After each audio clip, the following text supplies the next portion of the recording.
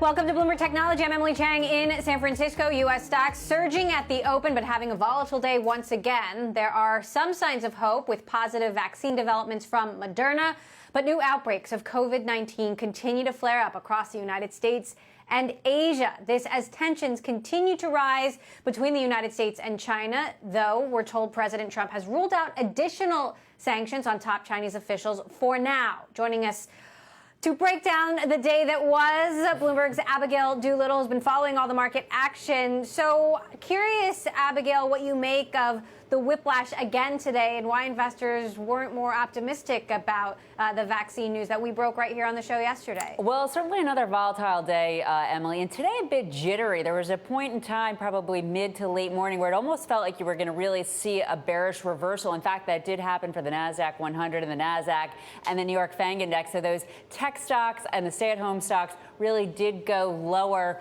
At the beginning of the day, though, as you were mentioning, we had this bullish surge, some optimism around that Moderna vaccine possibility, that perhaps that's going to be the cure-all and that it could come earlier and really be an economic panacea. But that's far off and really not a late-stage study. So I think when you put that together with the fact that the dollar, and this is sort of boring in a way, Emily, because the dollar has really been one of the big drivers for stocks and risk assets this year. When the dollar goes up, stocks go down, and then the reverse. So in the overnight, the dollar had been down 0.6%. On the open, down 0.5%. At that point, stocks at their highs. But when the dollar paired its losses on the day, that was when stocks got really choppy. So it's a technical nuance behind the scenes that I think is creating some of this jittery action on top of the fundamentals and the stories that we have that seem more obvious, but are perhaps less of an influence at this point, Emily.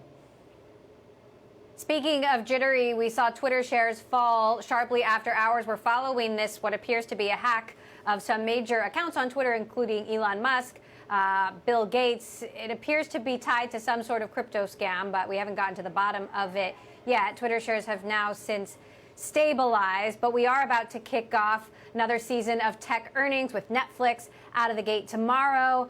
What are we expecting? Netflix, this is pretty interesting because, of course, this stock has been a little bit rattled recently, telling you that investors after the big run are a little bit nervous. And so what we're looking for here, the revenue and earnings, yes, you hope that they meet those numbers. But the bigger number, of course, is the subscriber ads. So for the second quarter, the guidance is for 7.5 million. The whisper, though, as we were talking about yesterday, at 10 million, some expecting 12 million. So they really, for the second quarter, need to add 10 million subscribers. The June quarter is typically the quarter, if they whiff, it's the June quarter, because lots of moving, lots of dislocations. That's probably true even more so this year. So it's going to be very, very interesting to see what they do put up for that June quarter. And then, of course, on July 30th, next Thursday, Emily, Apple will be reporting. That stock up 30% since its last report. It's going to be interesting to see whether or not they can match the numbers that the street's expecting. Year-over-year declines for both top and bottom line for Apple is expected, Emily. And, of course, we're going to be all over that one. Abigail Doolittle, thank you so much. Staying with Apple, the tech giant won its court fight over a record $14.9 billion Irish tax bill in a crushing blow to the European Union. Competition Commissioner Margaret Vestager has cracked down on preferential tax treatment for various large corporations. The ruling vindicates Ireland's position on this very issue. We spoke with Irish Finance Minister Pascal Donohoe earlier today. Ireland have been very clear now over many, many years that we do not make special tax agreements with any company, big, small, here in our country, and all taxpayers are treated equally. We really value the relationship that we have with an employer such as Apple, like we value the relationship that we have with all employers in Ireland. And we do not do special deals for them. And this ruling here today is a recognition of that. Joining us now to discuss, our own Mark Gurman, who, of course, covers Apple for us. Mark, what does this ruling mean for Apple in the context of the other antitrust issues it's fighting around the world? Yeah, these are two separate issues. I wouldn't say that this is related. I mean, if anything, you can say that it's clear that Apple has been making effective cases. Their legal team has been making effective arguments to different, government organizations around the world. So perhaps that expertise can play into this upcoming antitrust situation, the hearing at the end of the month. But for Apple, this is $15 billion in savings, right? In 2016, the European Commission ruled that Apple would have to, pay those taxes, those back taxes, and now that's a big chunk of money. That's about, a third of or a fourth of quarterly revenue. So that's a good savings for them right there. A huge chunk of money, even for a company as cash-rich as Apple. How does this play into some of the broader Apple battles that Apple is fighting? Obviously, in the European Union, but also in 2 weeks, we've got this big antitrust hearing on Capitol Hill.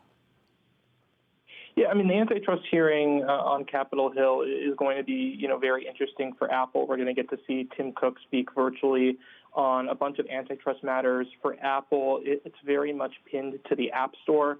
Lots of, small and big developers alike are making the argument that Apple can't run the store, but also, have competitors on the store, which they take a 30% cut or as little as a 15% cut from. So it's going to be interesting to see Apple's argument there. For a long time, they've been saying that there's no issue with them doing that. It's just like a grocery store, running the store, but also selling their own items alongside, other brands. So there's Apple's argument, and there's lots of developers, making the case against that. We'll see what the ruling is. It doesn't appear that Apple is going to be in big trouble as of yet. The government is clearly focused on Google ahead of Apple, but it'll be interesting to see Cook's comments at the end of the month. Meantime, we've got Apple earnings coming up. You've been closely following all of the news about store closures, them sending retail employees now back to work from home. What's the latest on Apple's operations and how that is going to potentially impact what we see in this particular quarter? Yeah, this particular quarter, Apple had set the expectations that it's not going to necessarily be great. They already said that some of their wearable devices, I believe it was the Apple Watch, in addition to the iPhone, you're going to see, I believe they quoted about a $2 billion, year-over-year decrease because of the situation right now. In the previous quarter, they basically got a full month of normal operations and normal sales in the U.S. They got a full month of China, and by the time that the U.S. started to close in March, they were already reopened in China, so a lot of that was offset. And in the end, their miss was not as bad as some may have anticipated. This quarter, though, they're basically missing out on a bunch of U.S. sales, which is, one of their bigger markets. You've seen the closures in Europe as well. So it's going to be interesting to see. I think this is going to be a bigger year-over-year decline than it was in the second quarter. But, it's going to be a big week for Apple that last week of July. All right. And of course, a big week for us covering it. Bloomberg's Mark Gurman, thank you so much for giving us that update. Okay, coming up, a new partnership plans to go public and chasing Tesla. The electric car maker Fisker sure is busy. Joining us next, the founder and CEO of Fisker, Henrik Fisker, coming up. This is Bloomberg.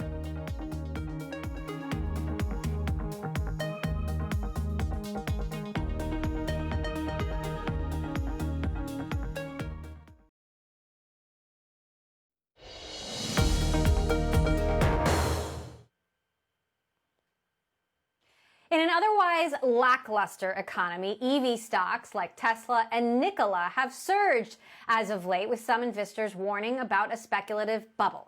Fisker will soon enter the fray with plans to go public. Its CEO says the company is on course with funding, product plans, and brand development. Here with all the details, founder, chair, and CEO of Fisker, Henrik Fisker. Henrik, thank you so much for joining us. So your company bills itself as the first all-digital car company with the world's most sustainable vehicle. How do you differentiate yourself from Tesla and other EVs out there? Well, I think you just said it. One thing is that we are aiming to build the world's most sustainable vehicles, but also to sell our vehicles through a all-digital model. So we won't build any dealerships, no brick and mortar. We have created a very unique, flexible lease where you can lease our vehicle and give it back anytime, whether it's after a month, 2 months, a year, 2 years, whatever you want. So we are really sort of preparing for the consumer of the future. And finally, I think our vehicles you can see our vehicles are more affordable than any of our premium competitors. And that's really due to our unique business model. where we share parts and where we outsource manufacturing. And finally, we have a unique development process that lowers the cost of the vehicles. So let's talk about that business model, because as you say, you're not reinventing the wheel, you're not building from scratch, you're building through partnerships. You did just tell investors that you're in talks with Volkswagen to use some of their technology, their parts. But what happens if you don't secure that deal or any deal to get the core parts that you need to make this happen? Well, today, every car maker needs to go out and buy things from suppliers. Nobody makes their own battery cells. Even Tesla's using Panasonic battery cells that they're licensing, so they didn't invent those. I think we're getting to a point in the electrification where it's not about trying to invent something new that's at a huge risk. It's really about getting the pricing of what we have down so we can be competitive with gasoline vehicles and we can make profit margins on the vehicles. Until people are offered an electric vehicle that's comparable to a gasoline vehicle, they're not going to buy it in bulk. So we are the first ones, I think, to actually being able to offer an electric vehicle that is better priced than a similar gasoline vehicle. Our, Fisker Ocean is priced below a Toyota RAV4. And that's, I think, a really good price for a premium SUV with emotional design that people are excited about. So we are inventing quite a lot of things in the vehicle, but not necessarily things that we think are commodities. I don't think anybody cares who makes your electric motor, your battery cells. I think people care about design. They care about the user interface. They care about how we treat them as customers. I think they care about unique, exciting features like our California mode where all the windows roll down. So there's a lot of unique things you're still creating, including all the software in the vehicle we are developing ourselves. Now, Tesla has promised an affordable electric car for years, but even the Model 3 at $37,000, that is still out of range for a lot of people. And yet they've been making cars, they've been at this for years. What makes you so confident that you can actually deliver this by 2022?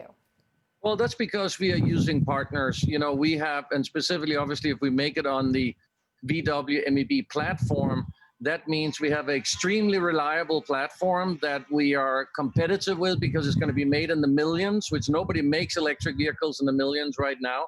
So I think that's the first thing where we get low pricing. And then we spend the money on, design and the quality materials in the interior. And we also don't spend money on setting up our own dealerships, or building a factory for billions of dollars. We are kind of the Uber of the automotive industry. We do everything digitally, and it just saves a ton of money and gets people an affordable vehicle, even though it's a premium luxury vehicle.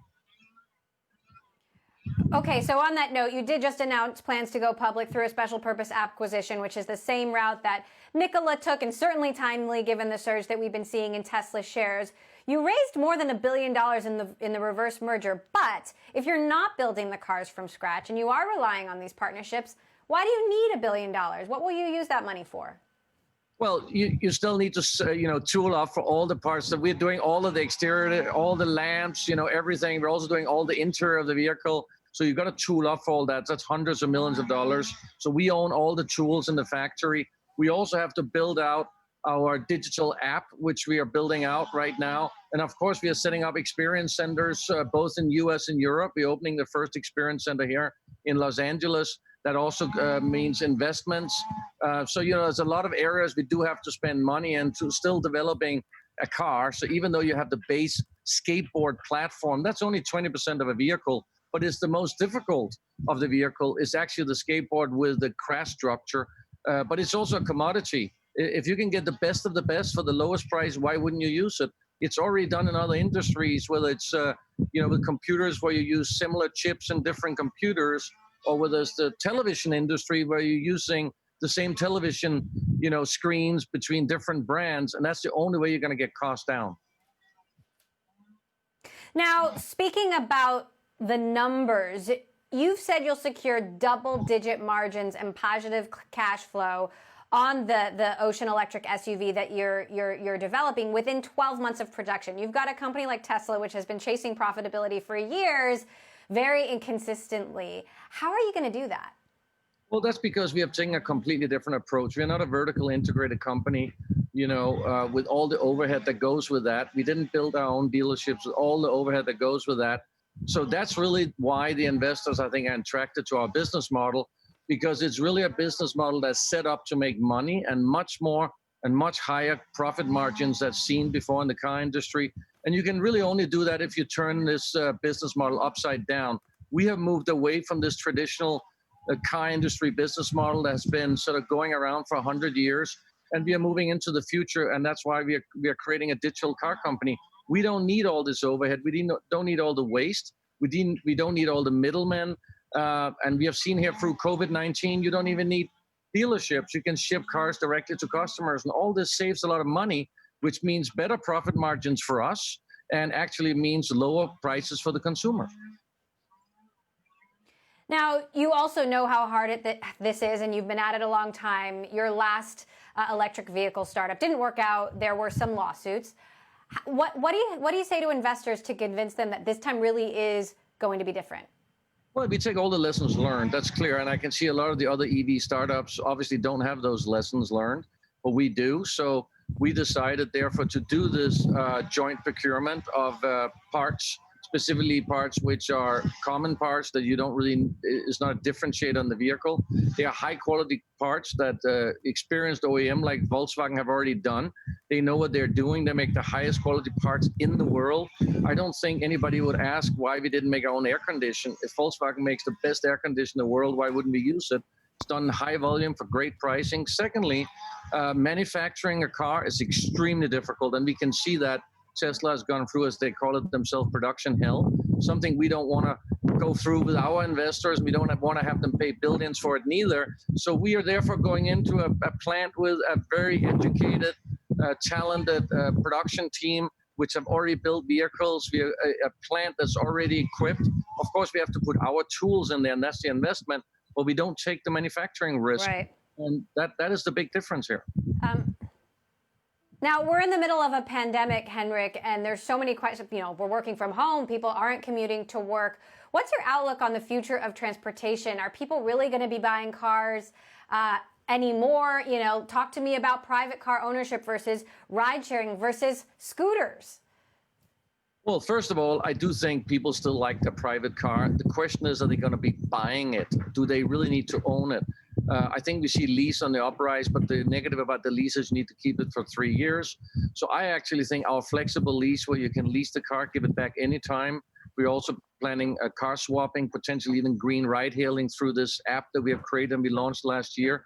So clearly people want a different interaction with their vehicle. I also don't think people feel like driving to the service place, the dealer, and get the car serviced. We're going to pick it up at home, do it. We're going to deliver the car at home. All this in COVID-19 have kind of learned us that we can do a lot more online over an app. So I think that'll change, but I still think people want emotional cars. So emotional design is a big thing for us. I design cars for Aston Martin and BMW, and I'm bringing that design into an affordable premium space. And I think the cars today needs to be a lot more exciting and emotional if you want people to buy them. And that's what Fisker is all about. We will have the coolest design that everybody wants to drive.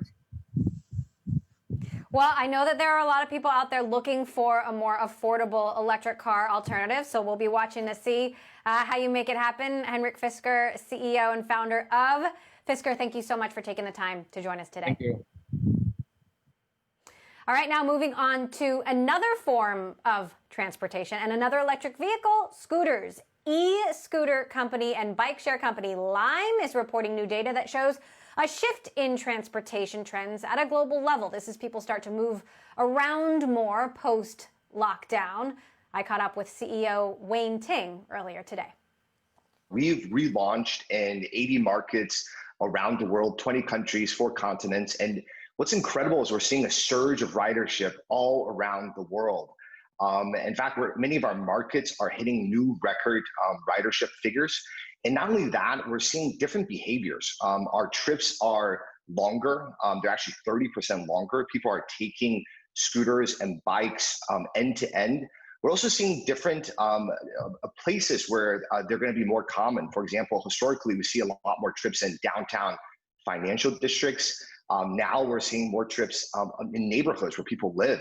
And all these things, I think, are really great underlying data that shows that there's a big shift from other modes of transportation to micromobility in the post-lockdown period.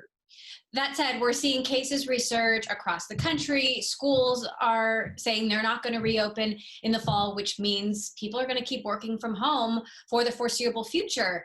Does that really increase the demand for scooters? No, we're seeing different use cases, exactly as you're pointing out. There are some use cases that hasn't come back. So tourism hasn't come back, commute is not fully back. But what we're seeing is that people are leaving their homes and they're going to get errands, they're going to groceries. A lot more of our trips are people visiting local businesses. And if right now you're worried about safety, we are an open air, single passenger mode of transportation. And not only that, it's sustainable and it's affordable. And it's actually allowed more people to use different use cases that they perhaps didn't think about before. And so, yes, we're seeing the trend come back, not exactly the same use case, but we think that this will continue even if there's a second wave of COVID. Speaking of small businesses, there's been a lot of talk about how even more small businesses are going to shut down. I mean, some of them were hanging on, but now that we're seeing this second wave, they might not be able to stay in business. How does that change the game for you? Yeah, one of the things that we're really investing time is partnering with local businesses. We're going out there and reaching out to local partners so that we're reminding our riders that they can use Lime to go visit local businesses. We certainly think the health of any transportation ecosystem in cities relies on healthy small businesses. We did a survey of our consumers, and 2/3 actually say day to day are using Lime to visit local businesses. I'm hopeful that even if there's a resurgence, we're going to be able to weather this along with our small business partners. Right, and I know you're partnering with various chambers of commerce. New York City just legalized e-scooters, the UK as well. What does that mean for the overall business? I think it's a huge opportunity. I think you mentioned the UK and New York City. These are places that we're talking about maybe 2021, 2022 before. But what COVID has done is made these cities rethink how do they ensure there's affordable and safe transportation options. One of the interesting things that we've seen is that we're hitting record ridership in places hardest hit by COVID.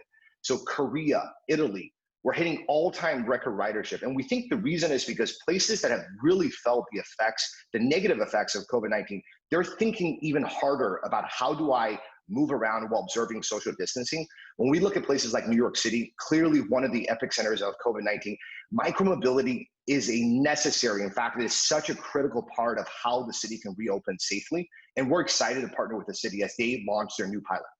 Now, earlier in the crisis, I know, things were tough for you. You had layoffs, you had to shut down in various cities. Then more recently, you acquired Uber's Jump. You got an investment from them, $170 million. How does that change the game for you? Does this mean no more layoffs for sure, even if things continue to go in the direction that they're going, which is not good? Emily, we don't expect any layoffs forthcoming. In fact, what we're seeing is ridership surging. And we're seeing ridership surging all around the world. Clearly, there's still a lot of uncertainty coming up. We were on a path to profitability in 2020. Of course, COVID pushed that back several months. I still expect with the new revenue coming back and dramatic improvements to our internal cost control, we're expecting to be profitable by 2021. And I actually have no expectation that we're going to have layoffs. If anything, we're going to be doubling down, scaling, and investing more into our business over the next year. Wayne Ting there, the CEO of Lime. All right, coming up, without adequate internet access, millions of children could be left behind as more schools across the country decide to go online only for the foreseeable future. I'm going to speak to the CEO of Common Sense Media, Jim Steyer, coming up.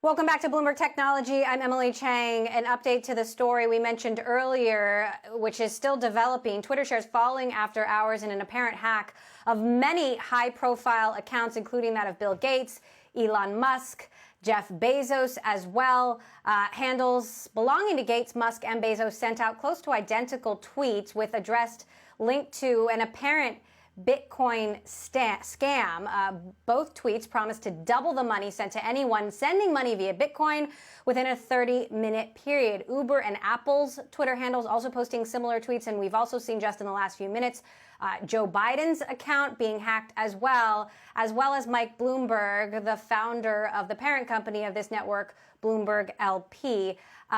Twitter says it is investigating. We're going to continue to see how this develops over the next several minutes. Some of the accounts, it appears the tweets have already been taken down, like that of Bill Gates, but some of the tweets still up there.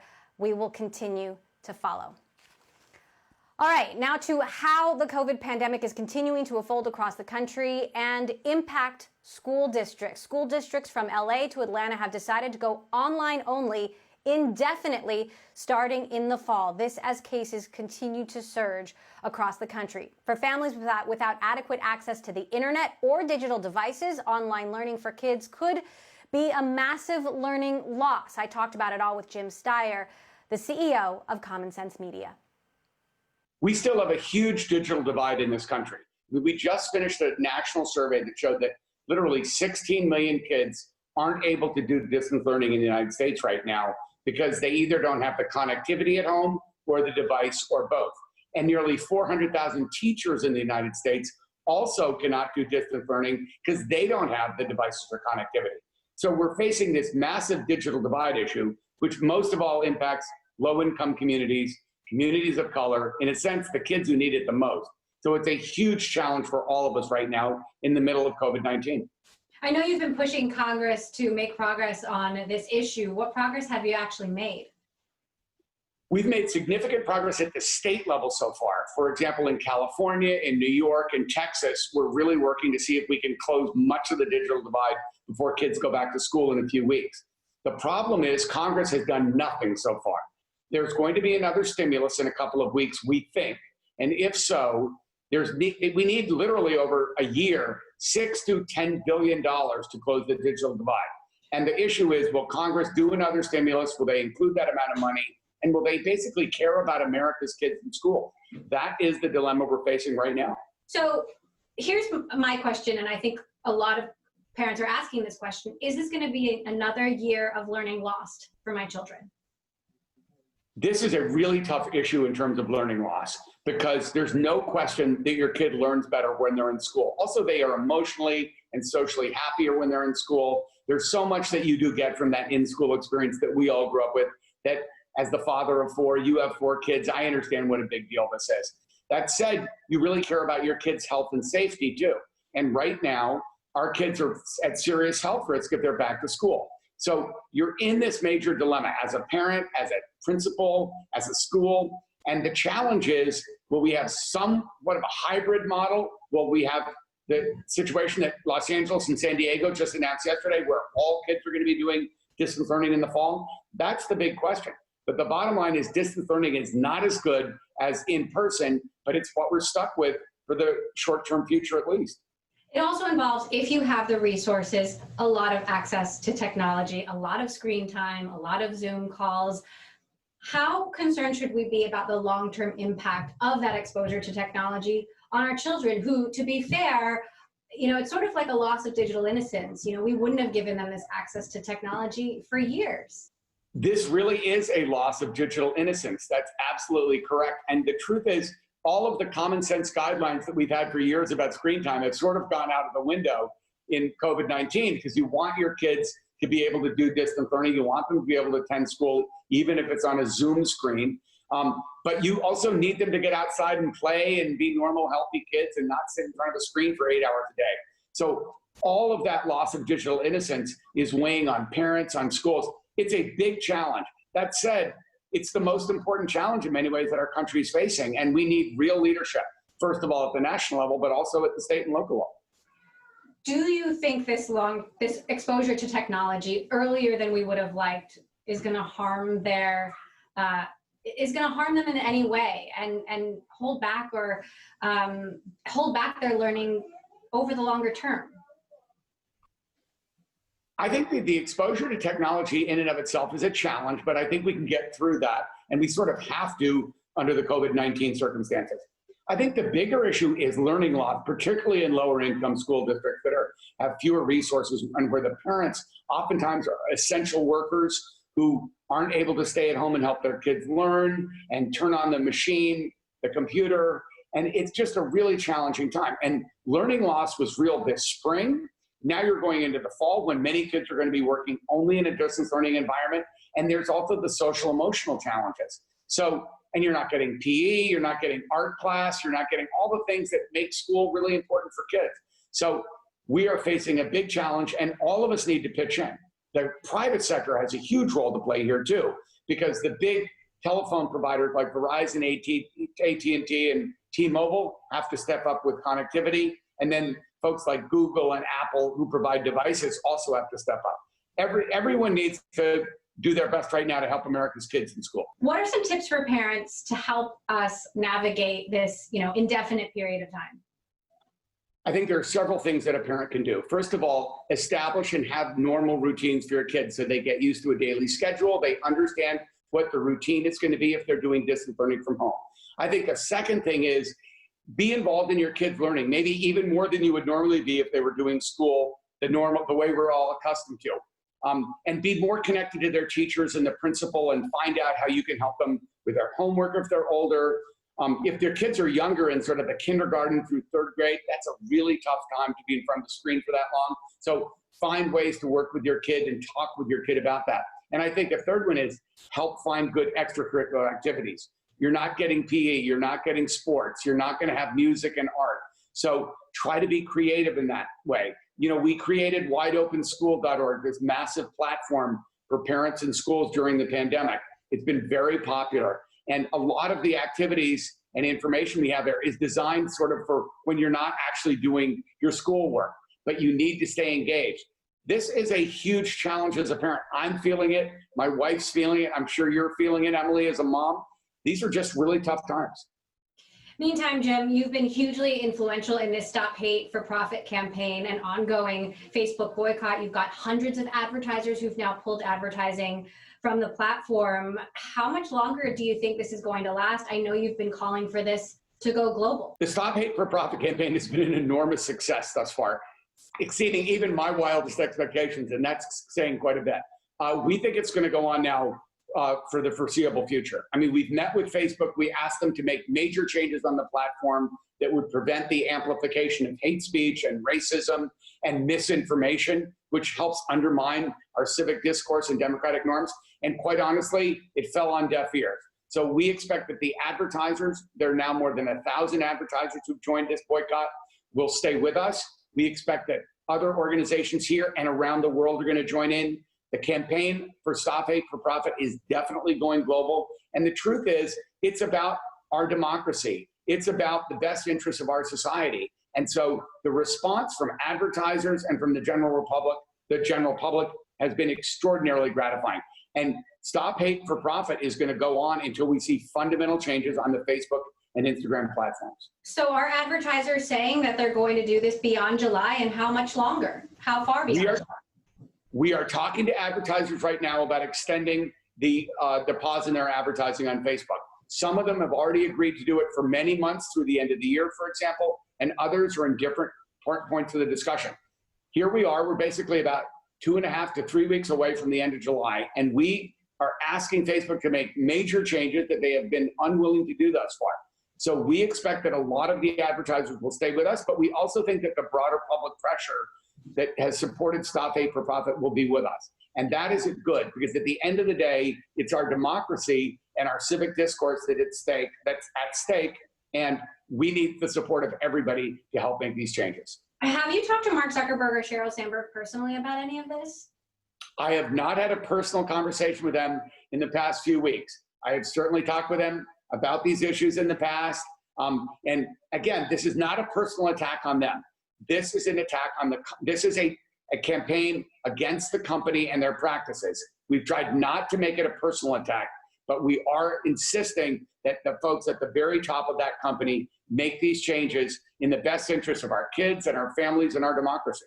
Obviously, the recent post by President Trump threatening violence on the American people are sort of the center of this controversy. How much does this campaign have to do with Facebook's stance on that versus everything else? Like, is it about Trump or is it about something else? We have been very clear that this is a nonpartisan campaign. One of the reasons that Common Sense Media has been so successful as an organization over the past 15 years is because we are genuinely nonpartisan. So this is not about Donald Trump or one party or the other.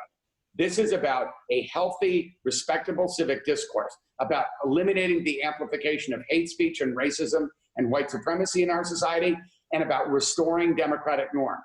If that impacts one politician or another, so be it. But this is a nonpartisan campaign. This is about the best interests of our democracy and, quite honestly, the best interests of our kids' future, just like our discussion about COVID-19 in schools was about. At the end of the day, the people who will benefit the most from these efforts are our kids, and that's the way it should be. But do you want Facebook to take down those Trump posts? What are the changes that you want Facebook to make? We are very clear with Facebook that they should not be putting up hate speech or conspiracy theories or misinformation that comes out of the words of any organization or individual. So if that's the President of the United States, then they should be taking them down as well, or making clearly label them as false or defamatory or whatever. Jim Steyer there, the CEO of Common Sense Media, will be continuing to follow that boycott, of course, and how it continues to play out. All right, meantime, coming up, Facebook continuing to struggle to hire Black employees, especially in technical roles. Our conversation about the lack of diversity in tech at large is next. This is Bloomberg.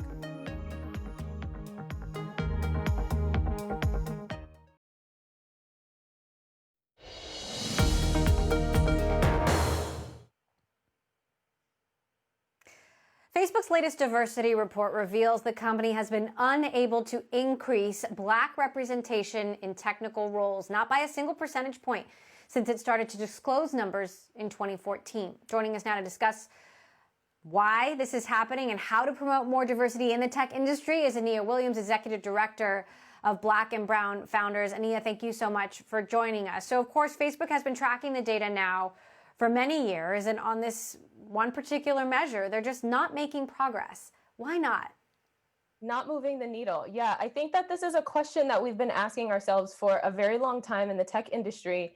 And of course, there's all of these like sophisticated answers you can try to get down to, but in an attempt to really simplify it into something really, really small, I'm going to say that it boils down to choices.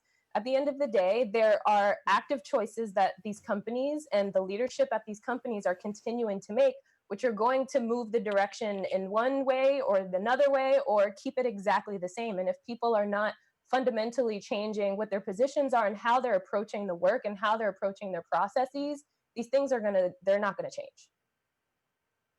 So you've been looking really closely at how we can make real change at a systems level. And I wonder then, is your answer also simple to just make this a choice, make this a first priority? Well, yeah, I mean, I'd say from the systems change level, it's about how we bring a large group of people. We need a critical mass of people to come together under a shared set of values and morals and start to work toward a shared goal. I think that there's also a lot of fragmentation that we see across the industry and how we look at what kind of things people are advancing. I think that there's a lot of tension that's happening right now between the more ethical and moral behaviors that people would love to see more present in the tech industry, where people are actually really going after a culture of belonging and pluralism and understanding that there's actually a robustness and, in fact, a lot of economic growth that can be unlocked by us really figuring out how we make space for lots of different views and lots of different ways for people to show up in the industry. But the reality of it is, like, the status quo is still very, very much homogenous, and it very, very much shares a mindset that's just oriented towards growth, and that growth comes at any cost. Absolutely. I mean, this is not just the right thing to do. This is the smart thing to do. It makes complete sense. And, you know, building a diverse team means that you can build a product that truly serves a diverse group of people. Facebook is in the middle of this huge ad boycott right now and under a lot of pressure from civil rights leaders about not doing enough to stop hate on the platform. And I wonder, do you think if Facebook had more Black employees that Facebook would be struggling so much? with hate? You know, I would like to say that the answer to that is yes, but I don't know that I actually believe that the answer to that is yes. I think it would be great if any tech company had more Black and brown employees in general. I think that people really benefit from those perspectives, but I've also seen this dynamic that happens all too often where people, you know, if they do successfully, you know, put more people of color or more diverse perspectives or people with more diverse backgrounds into the environment, it's a very toxic environment, and culturally it's not set up to have them be successful, and they end up just really, you know, being harmed by the environment that they're in. So I think that really what this boils down to is leadership. I mean, if I'm generalizing here, I would say that there is a scourge on society today, which is that we have so many terrible leaders in really important decision-making roles, and everyone is feeling the pain because of it. And it goes all the way to the very tops of our governments all over the world. But for like to bring it back to Facebook, I think at the end of the day, and again to tie that in with what I was saying earlier about choices, there are a series of choices that Mark Zuckerberg and Sheryl Sandberg and all of the rest of the leadership at Facebook get to make every day. They're showing up and they're deciding either by allowing certain things to continue or by, you know, trying something that is maybe what they think is incremental, but it's still not enough.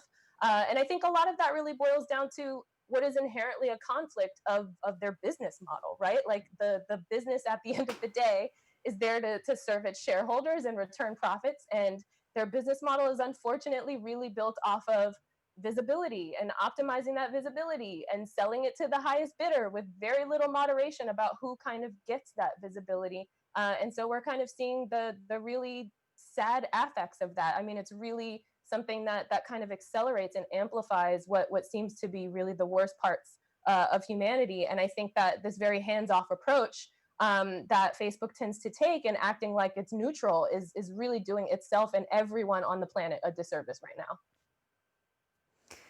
All right, Ania, thank you so much for your passionate analysis there. We'll have you back to talk about this issue more. Ania Williams of Black and Brown Founders, also appreciate the work you're doing to make change out there. Coming up, we're going to get back to this breaking news, the Twitter hack that is continuing to unfold in an apparent cryptocurrency scam. The accounts of President Barack Obama, Vice President Joe Biden, Elon Musk, Bill Gates, Jeff Bezos, all hacked.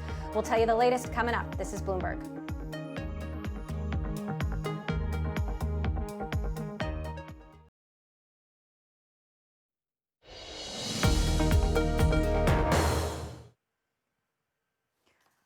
All right, we're continuing to follow this developing story. A number of Twitter accounts appear to be hacked, including Bill Gates, Elon Musk, Jeff Bezos, Barack Obama, Vice President Joe Biden. Twitter has released a statement saying that they are aware of a security incident impacting accounts on Twitter. We're investigating and taking steps to fix it. We'll update everyone shortly.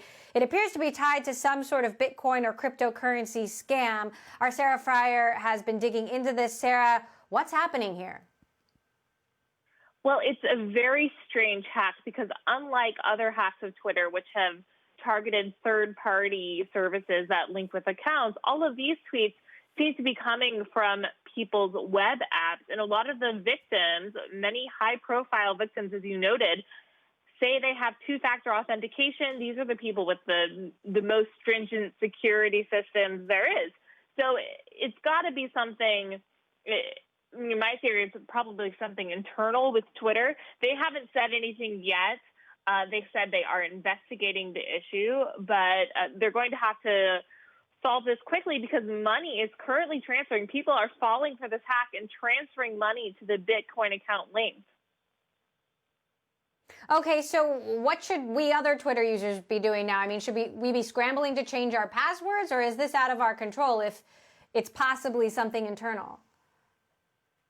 It might not help to change your password, but of course that is always good internet hygiene. I just looked at where I'm logged into Twitter around all of these devices. It turns out I was logged in on 6 devices, so I just cut off all of those points of access to my account. Probably wouldn't do anything to help on this hack, but it's just a reminder of how our public profiles are very vulnerable and open to sabotage.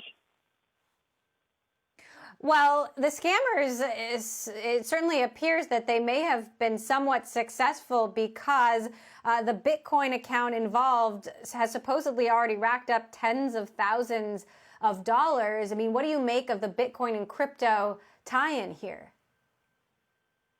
That money, it's going to that account. Some of it's already being transferred out of the account. From what it looks like, this is probably one of the most, at least in my time covering the company, I've never seen a more successful, widespread scam like this. It's really quite striking that somebody was able to do this, and I wonder how much of it has to do with the fact that employees are working from home. There may be less security than there normally is. Of course, we have had a lot of questions about Twitter security, given some of the high-profile hacks earlier this year and last year. Jack Dorsey was hacked. His SIM card got swapped. If you remember, somebody took use of his phone number to make tweets from his account via text message. So the company is constantly trying to address vulnerabilities like these, and they're going to come under a lot more scrutiny after this recent event. Twitter shares did fall sharply after hours on this news, still down slightly. I do want to point out that President Trump's Twitter account does not appear to have been hacked yet. I mean, Sarah, does that give you any more clues? Well, his account wasn't hacked, but we have seen Obama and Biden post the same scam.